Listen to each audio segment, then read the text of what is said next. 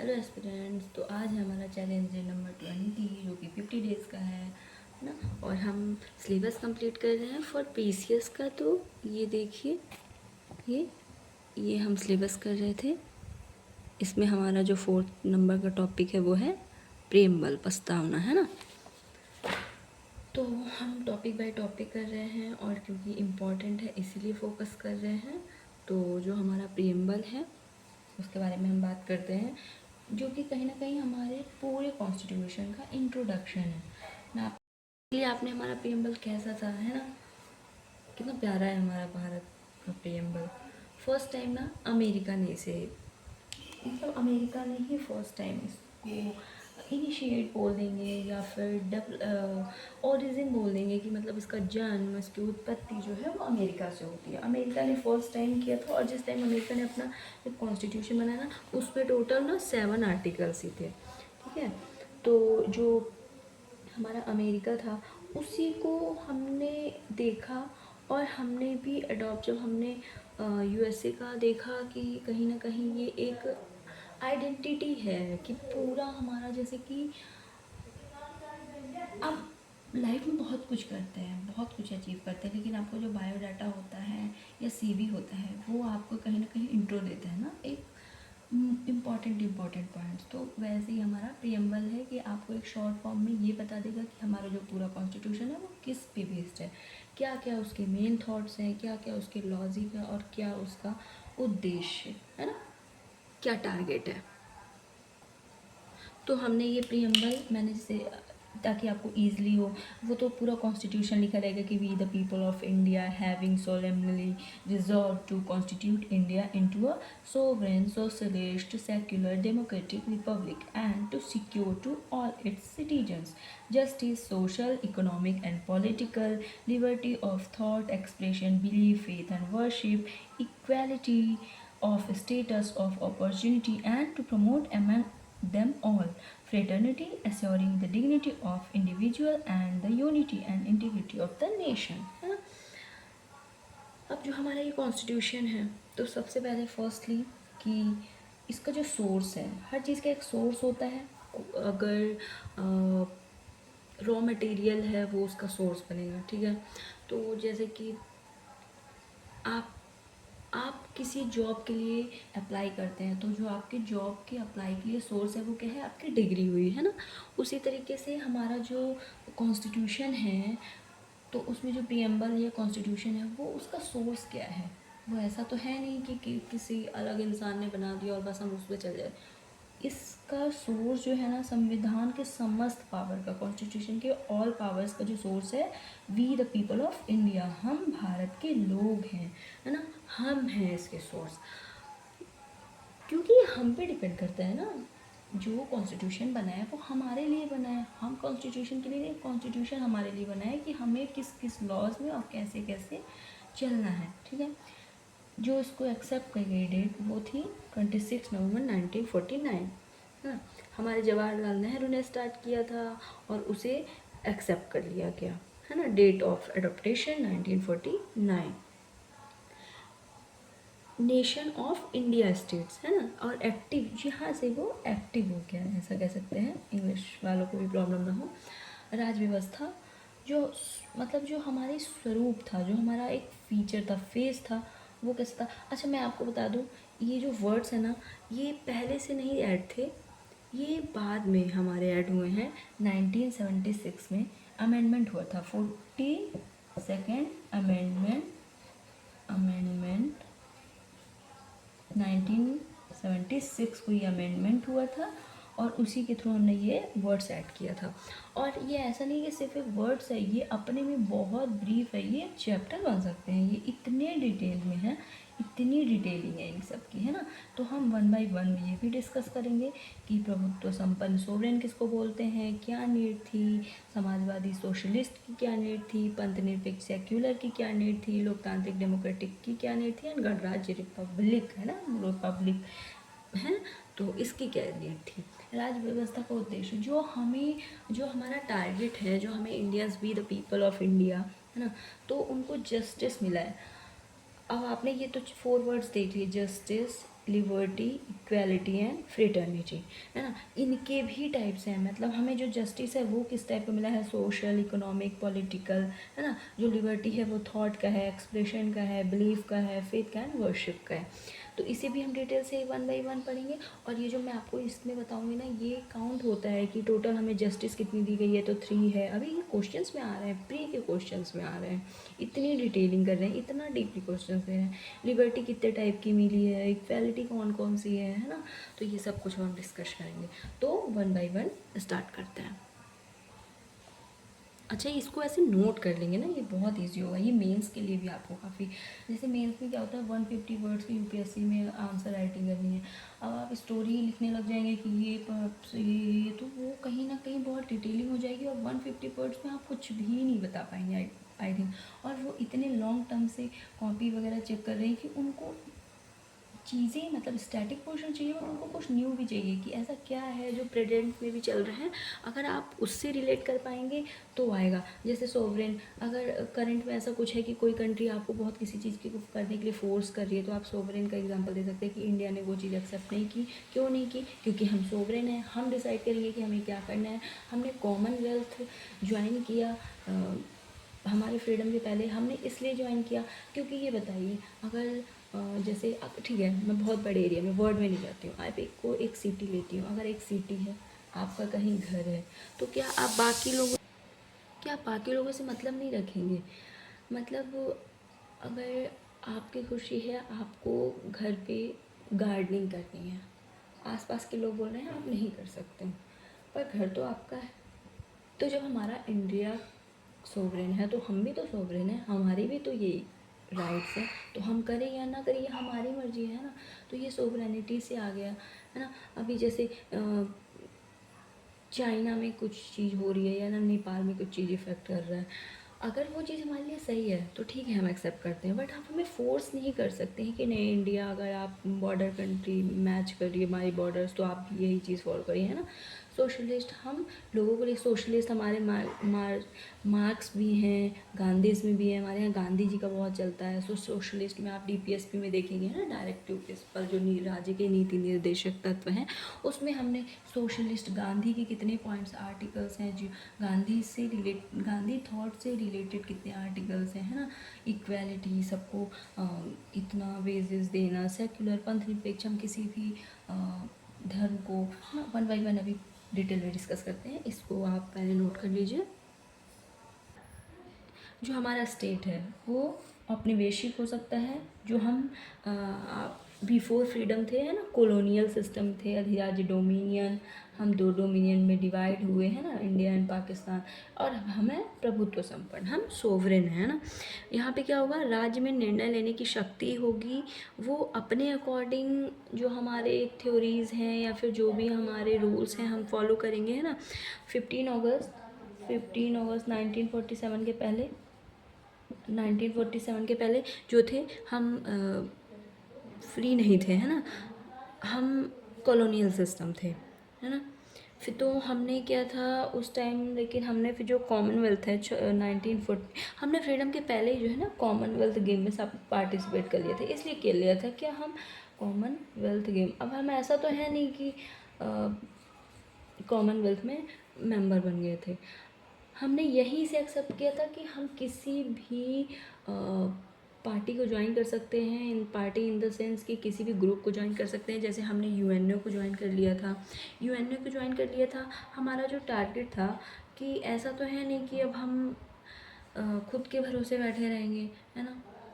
Preamble से ही start हुआ था कि राजा का बेटा राजा नहीं बनेगा, जिसमें क्वालिटी है वो राजा बनेगा, है ना, सभी को इक्वल राइट्स मिलेंगे। तो हमने यूएनए ज्वाइन कर लिया। हम लोगों के बीच में अभी भी, जैसे आपने ब्रिक्स के बारे में, तो ये हम डिसाइड करेंगे कि हमें कौन सा नेशन, हमें किस ग्रुप में ज्वाइन करना है ना, कौन सी पार्टी हमारे लिए चीज़ें अच्छी हैं।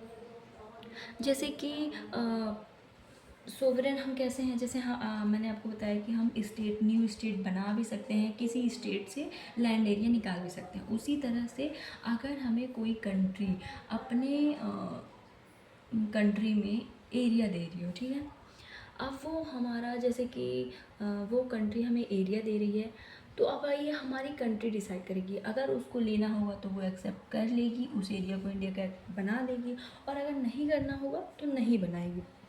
इससे हमारी जो सोवरेनिटी है वो कहीं से भी अफेक्ट नहीं कर, निगेटिवली इफेक्ट नहीं करती है ना।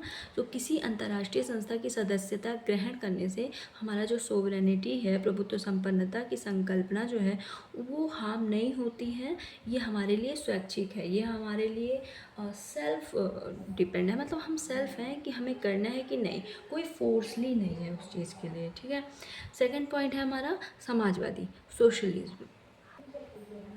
जो हमारा सेकंड है कि सोशलिज्म, एक स्टेट जो है ना वो कैपिटलिस्ट भी हो सकता है, हम इकोनॉमी में देखा ना हमने कौन कौन सा होता है, एक कैपिटलिस्ट भी हो सकता है, पूंजीवादी, है ना, एक समाजवादी भी हो सकता है, साम्य समाजवादी, जिसमें कि जो रूल होता है वो गवर्नमेंट का होता है ना।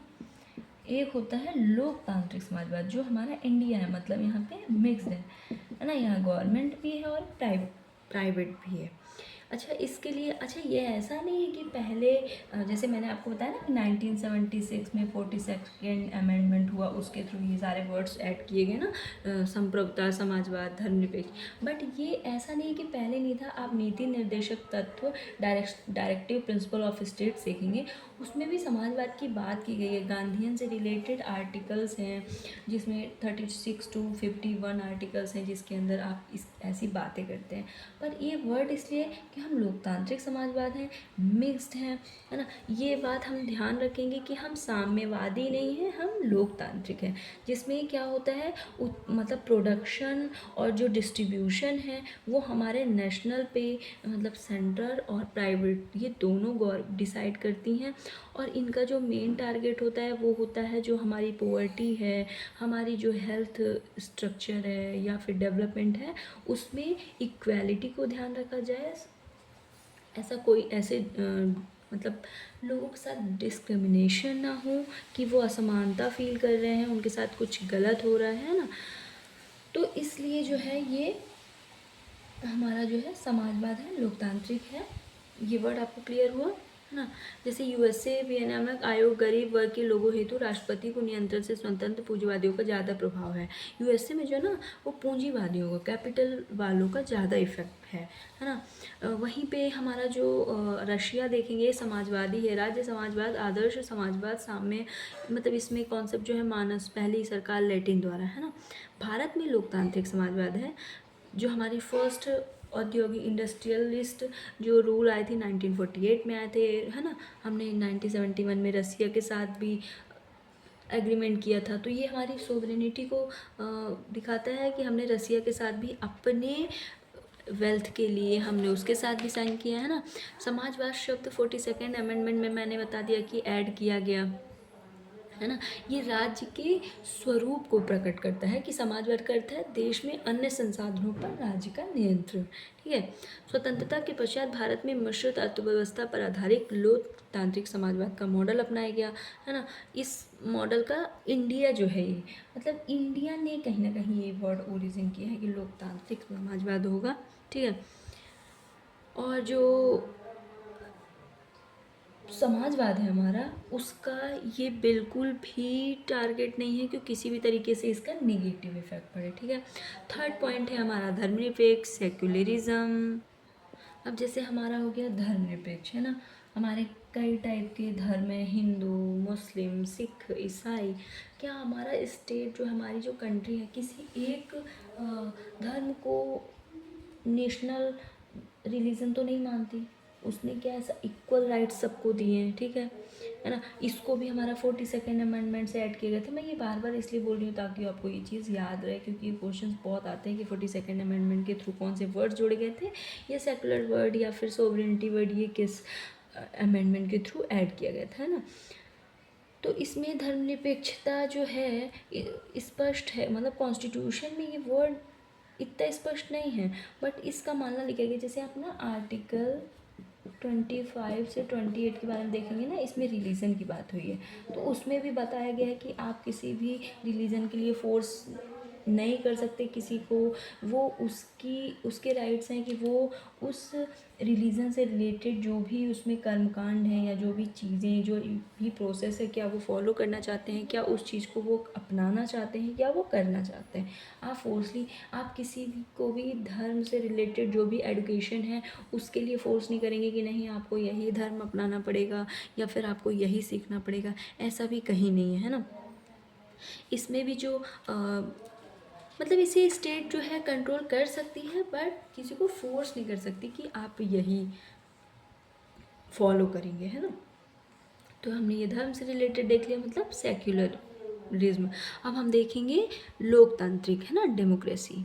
हम जैसे डेमोक्रेटिक की बात करते हैं, लोकतंत्र की बात करते हैं, तो जो हमारा स्टेट है ना वो एक तंत्रात्मक भी हो सकता है और लोकतंत्र डेमोक्रेसी भी हो सकता है।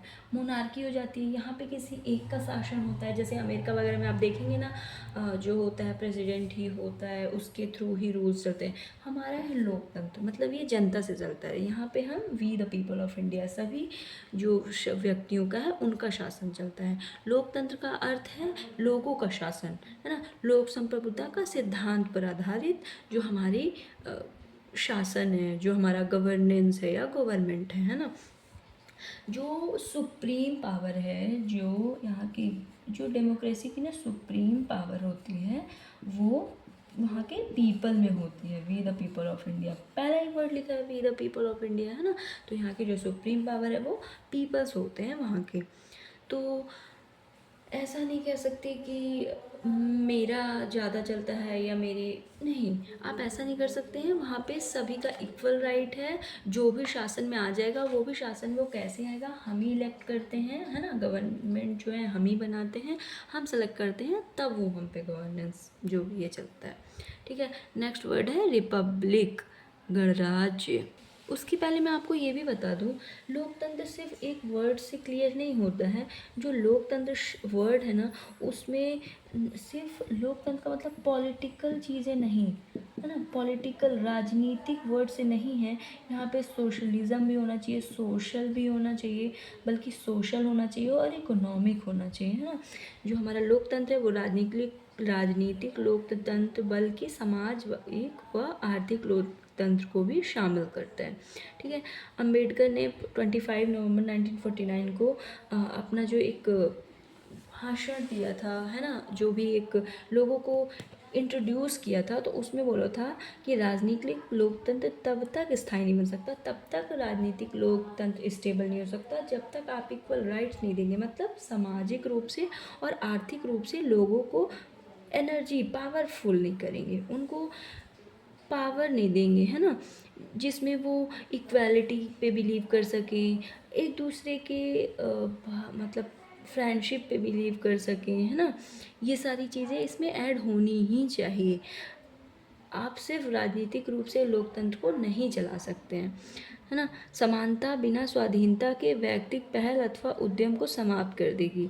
ठीक है, तो नेक्स्ट वर्ड हम करेंगे गणतंत्र, मतलब रिपब्लिक। अब जो हमारा रिपब्लिक है तो सबसे पहले एक राजतंत्र होता है, एक गणतंत्र होता है, एक रिपब्लिक होता है ना, जहाँ पे लोगों का शासन होता है, और एक होता है राजतंत्र, किसी एक का शासन, मोनार्की होती है। तो यूनाइटेड किंगडम यूके में ऐसा ही है ना। तो गणतंत्र अर्थात मतलब इट मीन्स, रिपब्लिक मीन्स यहाँ पे राष्ट्र का जो अध्यक्ष है, चेयरमैन है, वो एक टाइम ड्यूरेशन के लिए लोगों के द्वारा इलेक्ट होता है ना।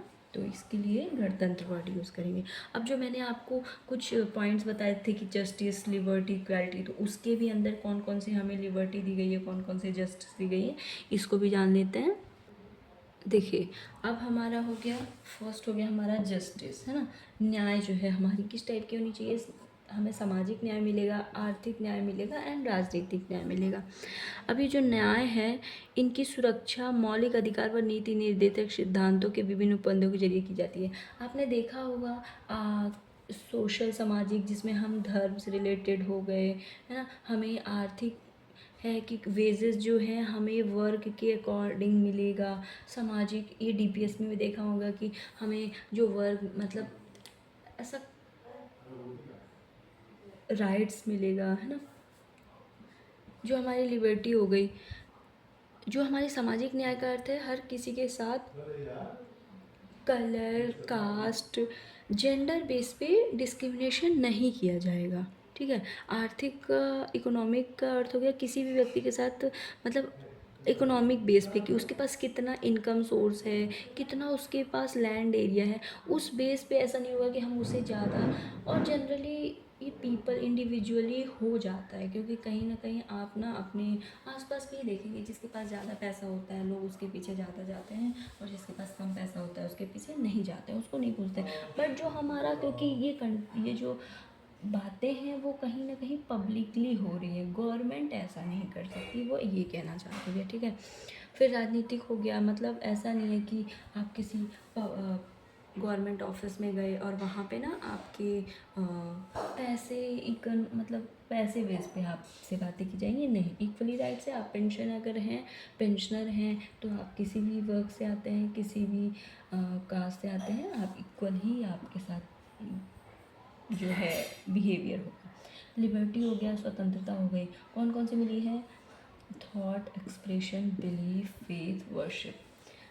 ये आप देखेंगे इस वर्शिप हमने आर्टिकल 25 टू 28 में देखा, रिलीजन से रिलेटेड बातें की गई है। थॉट है, ये ना आप आर्टिकल 29 में सॉरी आर्टिकल 19 में आप ये 6 टाइप के हैं, जिसमें थॉट, एक्सप्रेशन, है ना, ग्रुप बनाने, ऐसी बातें की गई है। Belief, faith, equality of status of opportunity and to promote among. Equality की बात की जाएगी, उसको प्रमोट करने की बात की गई, अपॉर्चुनिटी जो भी अवसर है वो सबको लगभग समान मिलेंगे। फ्रेटर्निटी, हम भ्रातृत्व, मतलब हमारी भावना कैसी होनी चाहिए, मिलजुल के रहने की होनी चाहिए। ऐसा नहीं है कि हम सबसे एक दूसरे से ऐसे कट रहे हैं, भाईचारे की भावना होना चाहिए, है ना। जो हमारा फंडामेंटल ड्यूटीज़ है उसमें आर्टिकल 51A में भी कहते हैं कि हर भारतीय नागरिक का कर्तव्य होगा वो धार्मिक, मतलब रिलीजन, लैंग्वेज बेस पे, लोकल एरिया या फिर एरिया बेस पे, क्षेत्रीय, भले वो डाइवर्सिटी में है बट वो उससे भी ऊपर, पहले वो इंडियन है, वो किसी पर्टिकुलर एरिया के लोग नहीं हैं, वो फर्स्टली इंडियन है। इस चीज़ पे हमारा फोकस रहेगा। अच्छा, इसी प्रियम्बल से रिलेटेड जैसे कि हमने बताया कि 1976 में 42nd अमेंडमेंट के थ्रू जो है कुछ चीज़ें, कुछ वर्ड्स जो है ऐड किए गए अमेंडमेंट के थ्रू। प्रियम्बल हमारे स्टार्टिंग का जो कॉन्स्टिट्यूशन है उसमें नहीं था, है ना। तो 1960 में लोगों के बीच में ये बात हुई कि क्या हम प्रियम्बल को कॉन्स्टिट्यूशन का पार्ट मानेंगे। तो सबसे पहले इस पे बेरूबाड़ी केस हुआ, उस पर उन्होंने प्रूव किया कि क्योंकि ये नॉर्मल, मतलब कॉन्स्टिट्यूशन को नॉर्मली दिखाता है और इसकी जो व्यवस्था है उसका अर्थ निकलते हैं, प्रस्तावना में जो उद्देश्य को प्रस्तावना में शामिल किया गया है। लेकिन फिर इनके थ्रू सुप्रीम कोर्ट ने ये चीज़ क्लियर किया कि जो हमारा प्रियम्बल है वो कॉन्स्टिट्यूशन का पार्ट नहीं है, ऐसा सुप्रीम कोर्ट ने बोला। लेकिन केशवानंद भारती में बोला गया, केस में बोला गया 1973 में कि प्रस्तावना एक पार्ट है ना, कॉन्स्टिट्यूशन का ये पार्ट है ये। और कुछ कुछ पॉइंट्स थे जिसके थ्रू ये प्रूव किया गया कि इसे फिर उसके बाद सुप्रीम कोर्ट ने यहाँ से बोला कि ये जो प्रियम्बल है वो कॉन्स्टिट्यूशन का पार्ट है, तो एक्सेप्ट किया गया। तो ये 2 केसेस हैं। कभी आंसर राइटिंग में अगर लिखना हो आ जाता है तो उसके थ्रू आप ये पॉइंट्स कुछ लिखेंगे ना, तो क्या होता है आंसर राइटिंग वाले में जो चेकर, जो हमारी कॉपी चेक करते हैं, उनको एक आइडिया होता है कि इसने बहुत डीपली पढ़ा है और उसको ये चीज़ें पता है कि कैसे उस पर आर्ग्यूमेंट किया जा सकता है ना, उसके फेवर में और अपोजिट में, दोनों में बातें की जा सकती हैं। तो प्रस्तावना ना तो विधायिका की शक्ति का स्रोत है और ना ही उसकी शक्तियों पर प्रतिबंध लगाने वाला है। यह गैर न्यायिक है, अर्थात इसकी व्यवस्थाओं को न्यायालय में चुनौती नहीं दी जा सकती है। ये जो भी दिया गया ना, गवर्नमेंट जो हमारा न्यायालय है, सुप्रीम कोर्ट है, वो उसको चुनौती नहीं दे सकता कि ये करना है कि नहीं। अब उसको पार्ट मान लिया गया और उसके बेस पे हमें वो कार्य करना है, ठीक है। So much for today. मुझे ऐसा लगता है कि बहुत लॉन्ग वीडियो होती है ना तो फिर इंटरेस्ट नहीं आता है, तो ऐसे शॉर्ट एक वीडियो है और कंटिन्यू चलेगा ये, है ना। Thank you.